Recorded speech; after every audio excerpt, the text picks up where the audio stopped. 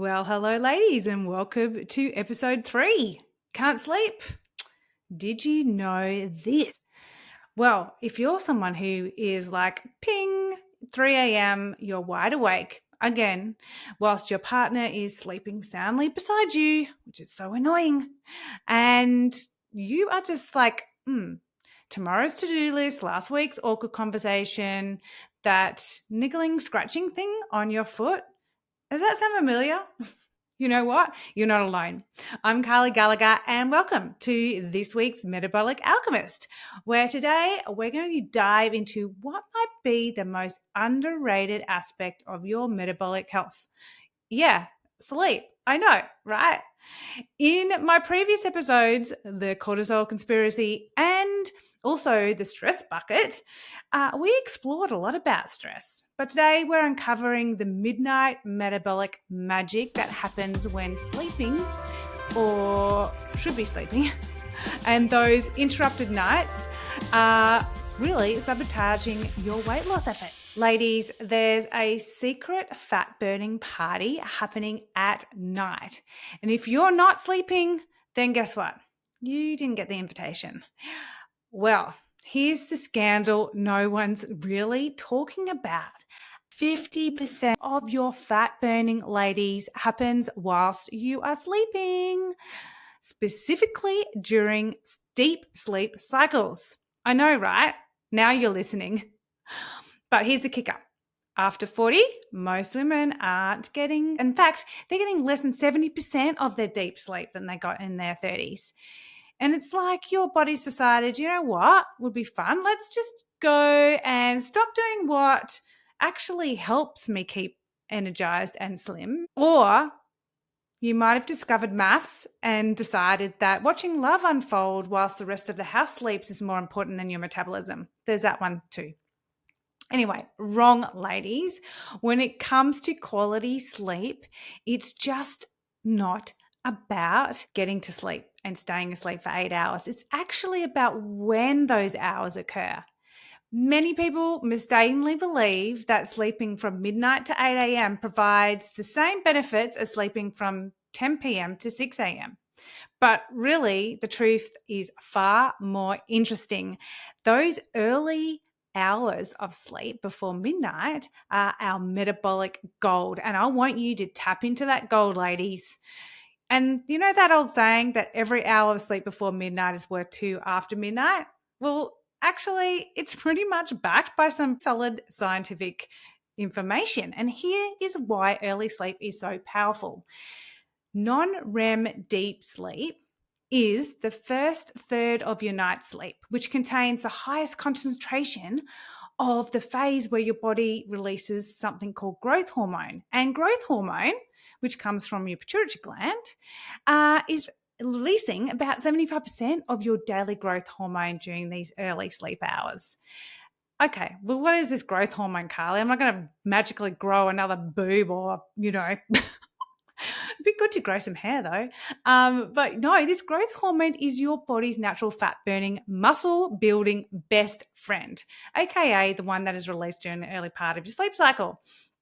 So when you get proper deep sleep, your hunger hormones stay balanced with this hormone called leptin, which is the I'm full signal, and the other hormone called ghrelin, which I call gremlin, but it's the same. It's the I'm hungry signal, right? But when your sleep is disrupted or not getting enough of it, these hormones can be pretty much thrown off. Gremlin increases and leptin decreases. And the result is you wake up hungry with more cravings and really less ability to feel satisfied after your meals. Now, I know some of you might be like, yeah, but Carly, I actually don't get hungry in the mornings, even when I don't sleep well. In fact, I sometimes have no appetite at all. And you know what? That's pretty common, especially for women with slow metabolisms or subclinical thyroid issues as well. And in these cases, poor sleep is still disrupting your hormones, but it's manifesting a little bit differently, likely suppressing that appetite rather than ramping it up. And it's putting your entire metabolic system into an even deeper hibernation mode. And that weight gain happens not because you're eating more, but because your metabolism is slowing more. So whether you wake up hungry or wake up with no appetite, poor sleep, regardless, is the perfect storm for weight gain and poor energy. So, before we dive into solutions, let's understand why your sleep might be suffering in the first place.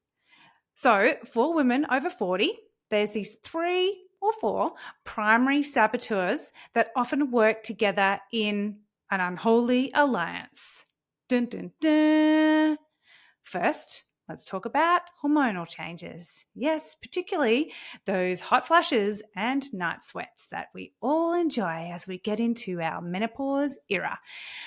Well, as estrogen declines, your body's temperature regulation system goes cuckoo, and you're peacefully sleeping 1 minute, really, and then suddenly you're throwing off blankets and feeling like you're sleeping on the surface of the sun. By the time you cool down, you're wide awake, and good luck getting back to sleep. Hands up, who has those? Let's talk about the other one, stress, and that notorious 2 a.m. thought spiral. You wake up to use the bathroom, and then suddenly your brain decides it's a perfect time to remember everything that you've forgotten. Plan your entire week, or even replay that embarrassing thing you said at a party in 2003. This happens because cortisol, that stress hormone we've talked about before, and I'm going to keep talking about it again, ladies, is supposed to be at its lowest at night, not at its highest. But for many women, cortisol patterns get completely inverted, as I've told you, spiking when they should be dipping. Third, and this one flies under the radar for most women, blood sugar dysregulation. Here's what's happening. As we age, our hormones decline, like I've explained, and many of us develop this thing called insulin resistance. I've talked about that in the cortisol conspiracy.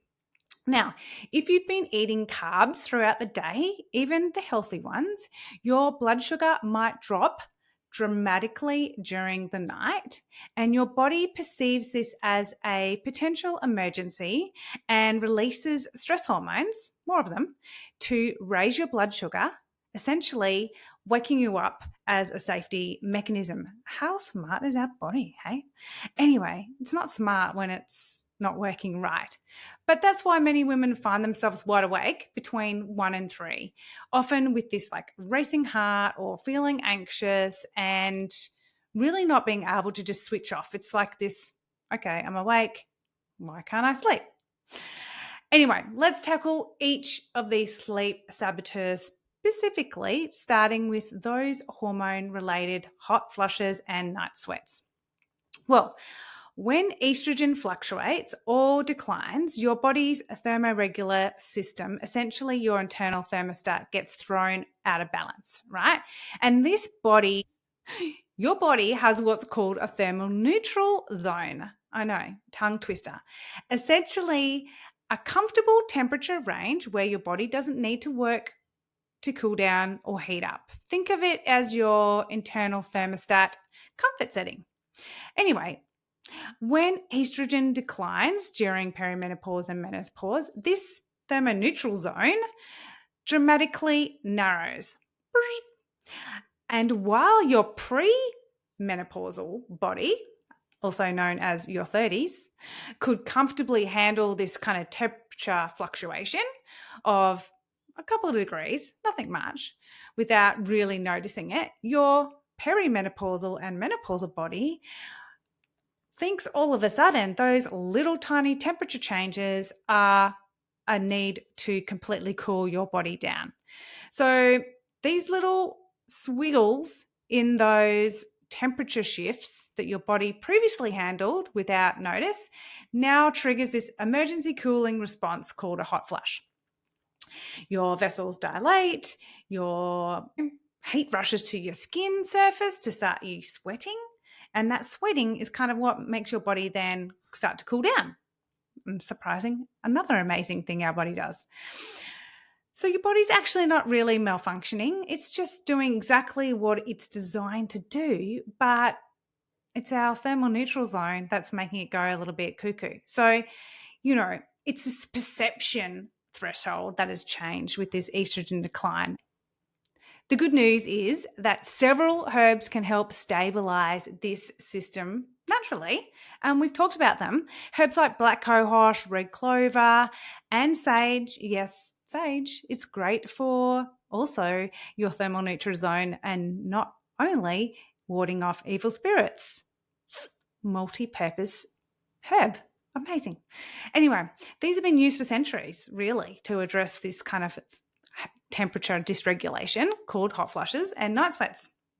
And they're really helping to restore the hormone balance and also your thermal neutral zone at the same time.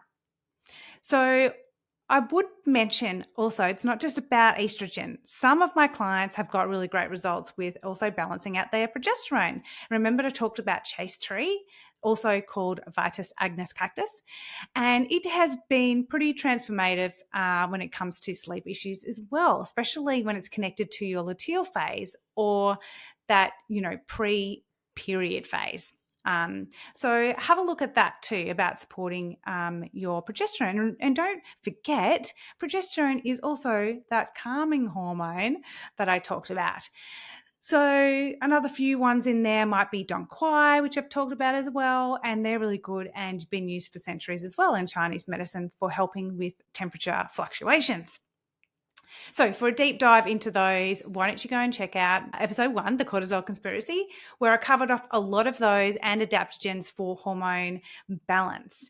Beyond those herbs, consider your sleep environment. Let's keep your bedroom cool. The best temperature is around 18 to 20 degrees Celsius. And that can be, difficult when it comes to Queensland weather, or really easy when it comes to Tasmania or Melbourne. But anyway, think about regulating your bedroom. It really makes a big difference. What about what you're sleeping in? Definitely consider natural fiber bedding and pajamas, or not. And what about considering a cooling mattress? A little bit like when you get one for the dog, except you got one for the bed for you. Anyway, this can be really good if you've got significant thermal neutral zone issues at nighttime. A cooling mattress helps you keep dry but cool during the night. Now, when it comes to managing those hot flushes, understanding your triggers is just as important as treating the hormonal imbalance. So while everyone's different when it comes to triggers, there are a few common triggers that I want to just cover off.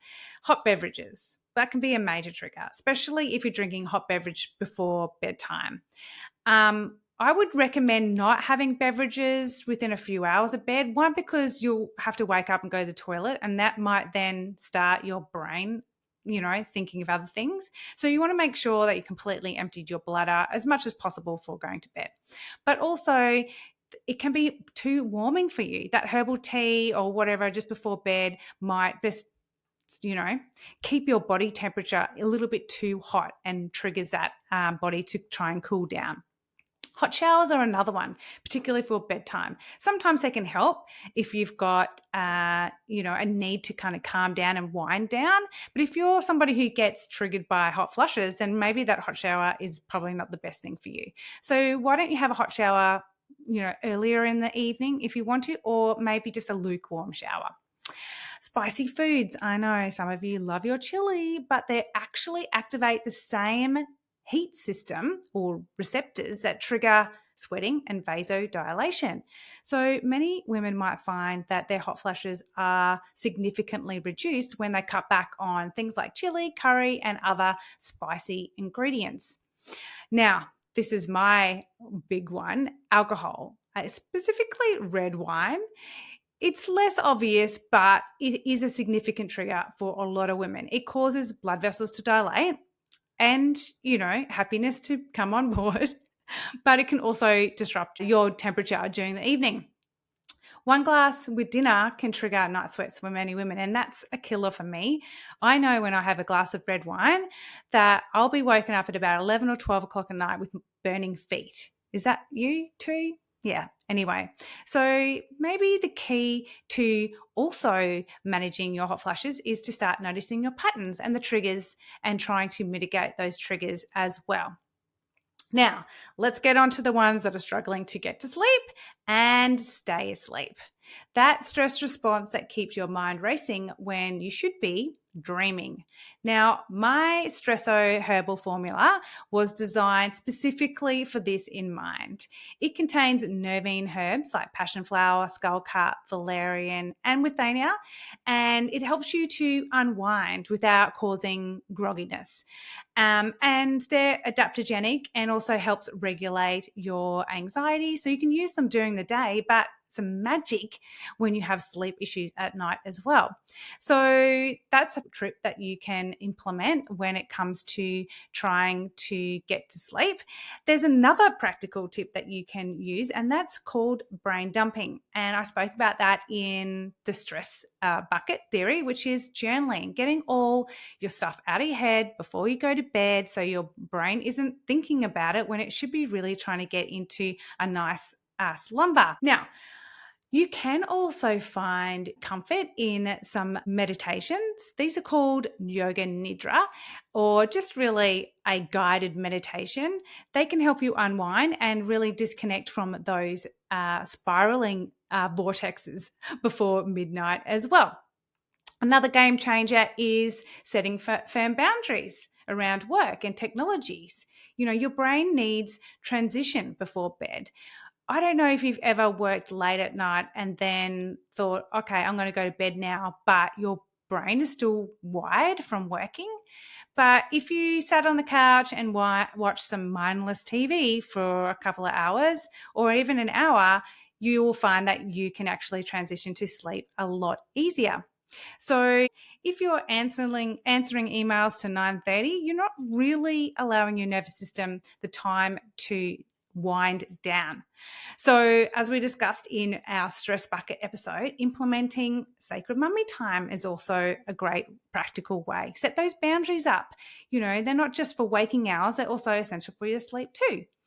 And a day without adequate boundaries often becomes a night without adequate rest. So, let's get into the third sleep saboteur, and that's one that I talked about called blood sugar dysregulation. And it might be the most overlooked yet fixable aspect of sleep problems for women over 40. Now, when your blood sugar drops too low during the night, your body does this amazing thing by waking you up. It responds by releasing cortisol, like I said, and adrenaline, which is really silly because you don't need it at that time of night, but it's basically our survival mechanism. And your body's trying to protect you from going too low, hypoglycemic. Now, that is a normal hormonal emergency, but that hormonal emergency response wakes you up often with a racing heart, anxiety, or sudden mental alertness, like ping. And the long-term solution really is addressing the insulin sensitivity. And we do this through my Goldilocks method of carbohydrates, where I teach you to try and stick between 60 to 80 grams of carbohydrates a day and focus on the right types of those macros at the right times of the day to keep your blood sugar more stable over 24 hours. And that includes when you sleep. But here's an immediate strategy you can also try tonight that, you know, has also a great impact in the short term to try and get your body used to the drop in those carbohydrates. A small strategic pre-bed snack is a game changer. Now, it's not just any snack. We're talking about a specific combination of protein and healthy fats with minimal, if any, carbohydrates. So some of my favorites would be like a tablespoon of almond butter, a handful of macadamia nuts or walnuts, a hard-boiled egg, or even a few slices of leftover meat like turkey or lamb or beef or chicken. Just rip it off and eat it. Or even like a tablespoon of coconut yogurt. Just make sure it's a natural base, not vanilla or flavored. Now, what you don't want is a carb-heavy snack like fruit, toast, or God forbid, ice cream, even if it's a healthy ice cream. Okay, this will cause your insulin spike, followed by another sugar drop that'll wake you up a few hours later. Okay, so this pre-bed protein strategy serves as a metabolic insurance policy. kind of helping you to keep those blood sugar levels stable throughout the night so your body can focus on rest and recovery rather than mounting an emergency response. Okay, let's go beyond addressing the 3 sleep saboteurs and briefly talk about creating the environment that actively promotes deep restorative sleep. This is setting you up for sleep quality. So, light is the most powerful regulator of your circadian rhythm. Even small amounts of blue light from your phones, your tablets, or TVs can suppress a hormone called melatonin. And so you can use, if these are effective for you, blue light blocking glasses. You will look like Bono in his YouTube circa 2000 album. Do you remember Bono with his, although they're yellow glasses. Anyway, try try the blue light blocking glasses and make your bedroom as dark as possible. So, invest in a blackout curtain if you need one. Wear an eye mask and don't watch TV in bed. Bed is for sleeping, guys. Think of it like training your dog to pee on the grass. You're not really going to encourage your dog to pee on your carpet. So don't encourage your sleep to only sleep where there is a TV. TV is for the lounge room. Bed is for sleeping and for sex, if you're even interested in that. Okay, what about temperature? We've already touched on the temperature, but it also bears repeating. A cool room also promotes deeper sleep. I don't know if you notice, like in winter, your sleep is a little bit better. We kind of get like all cozy. And I think that's because the temperature outside of the doona is cooler. And so your body temperature naturally, drops as you fall asleep, and cooler environments support this process. Definitely summer sleeping in Queensland is rubbish, and it's because it's too hot. So what about sound? Sound matters as well, right? If you're sensitive to noise, which, hello, every mother out there, uber sensitive to sound since childbirth, wonder what that is, consider a white noise machine or an app that kind of masks kind of other sounds. If you live in a noisy environment or apartment or house, then this can help kind of drown out and white noise out those. What about earplugs? They are game changers for me. I can happily not wear an eye mask, but earplugs are my go-to. And some of my other clients specifically swear by yoga nidra, those sleep meditation. Any of those sleep frequencies as well, binaural beats, is a good one to entrain brain waves towards deeper sleep states. And don't underestimate essential oils. They cross the blood-brain barrier in 20 seconds. Boom. And ones like lavender, if you like lavender, extensively researched for sleep and its sleep promoting properties. But there's other ones as well, like chamomile, vetiver, cedarwood, and they can be really effective in setting up your bedroom for sleep as well. So just rub some on your, wrists or behind your ears, and away you go. So I know it's a long one, but sleep is such a big one, right? So how do we put all this together? Here is your sleep transformation action plan for this week. The most important one, banking those metabolic hours in, ladies. This means getting to bed by 10 p.m. And that's going to help you with aligning your body to its natural rhythms. And this is going to help regulate morning cortisol patterns, improve your body processes of carbohydrates the next day, and of course, help you the next day with reducing those cravings and appetite dysregulation. But of course, the big bang for that is maximizing your body's overnight metabolic processes. Remember, those hours between 10 p.m. and midnight aren't just regular sleep hours, they're metabolic optimization gold, and you want to bank on those. So, ladies, set your timers, get into bed early, and plan to try to get to sleep by 10 p.m. Now, for those with hormonal imbalances like hot flushes, try hormone supporting herbs, like I mentioned, the adrenal ones, the progesterone ones. Remember sage. Sage is great, not just, for evil spirits. Lower your bedroom temperature by 2 to 3 degrees. Don't have any wine. These are some really helpful tips to start thinking about how I set myself up to be cooler when I get to bed. Now, what about for you stress heads out there? Well, definitely place a journal beside your bed for all of those midnight action planners, and implement a technology curfew, so no screen time before bed either. And why don't you try my Stresso formula? It's really primarily developed for sleep regulation. It'll help calm you down before you go to bed, and it's also helpful during the night if you wake up and you just need a little tipple. It's a really good one for calming down the mind, and also a great one for you if you have anxiety during the day as well. It's a gold one. Maybe download and do some yoga nidra guided meditation, and I'll put some of my suggestions in the show notes for Insight Timer options as well for good sleep nidras. And then for those who are the wakes between 12 and 3, for the blood sugar imbalance ones, you'll know if you have blood sugar issues. Now, firstly, monitor your carb intake throughout the day. So 60 to 80 grams, that is your Goldilocks zone, and it's going to help you lose weight as well. But it's also going to start to keep you down into a nice even pattern without the spikes.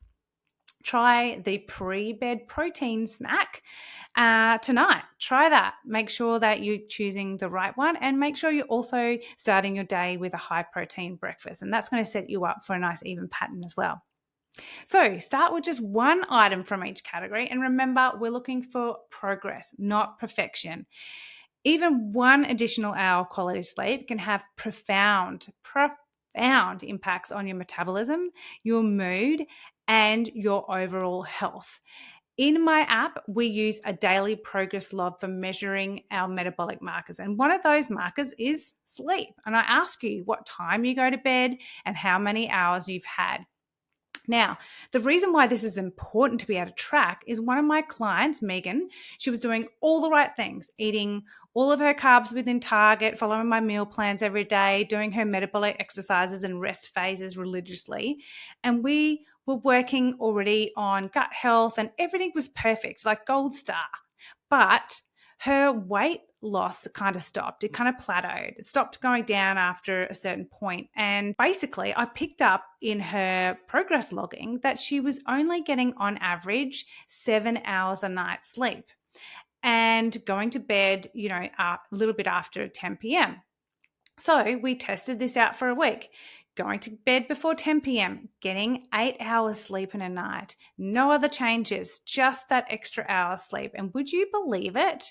She lost 1 kilo that week and continued to lose up to 15 kilos on the program overall by just making that slight little change to her sleep. 1 extra hour. I shit you not. Sorry. But how amazing is that? This is the power of sleep. So, quality sleep isn't a luxury, it's essential metabolic medicine. And when you sleep deeply, your body repairs, it rebalances hormones, and it burns fat with that efficiency that no daytime strategy can match. Now, next time on the Metabolic Alchemist, we'll explore other hidden factors in your metabolic equation, secretly sabotaging your weight loss. Until then, I'm Carly Gallagher, reminding you that sometimes the most powerful thing you can do for your metabolism happens while you're doing absolutely nothing except sleeping. And that's a wrap. Phew. If something clicked for you today, I've got all the links to my favourite products, supplements, and exactly where to buy them waiting for you in the show notes. No hunting required. Want more personalised support? I totally get it. This journey can be overwhelming when you're doing it all on your own. Whether you're ready to jump into my one-on-one coaching programs or test it out first in my online metabolic flash course, I've got your back. Just head to the show notes for the links to those pages or my website, inner-alchemy.com.au, and let's turn those frustrating symptoms into your comeback story. Because honestly, the best version of you isn't in your past. She's waiting on the other side of these new rules. Until next time, remember, work smarter, not harder. Thanks for sticking around. I'll see you in the next episode.